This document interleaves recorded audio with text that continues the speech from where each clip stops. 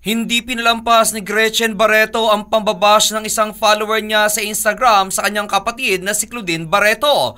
Ito'y matapos na ipagtanggol niya si Claudine sa mapanirang comment nito sa picture na kanyang ipinost sa kanyang IG account. Sa nasabing post ni Gretchen, makikita ang aktres na nag-i-exercise kung saan nakasuot ito ng kulay white na girl sando na nakatali sa kanyang bandang pusod at kulay itim na leggings habang nakataas ang dalawang kamay dahilan para makita ang kaseksihan nito. Agad itong pinuri ng kanyang followers, sabay bash naman ito kay Claudine na malaki umano ang muka.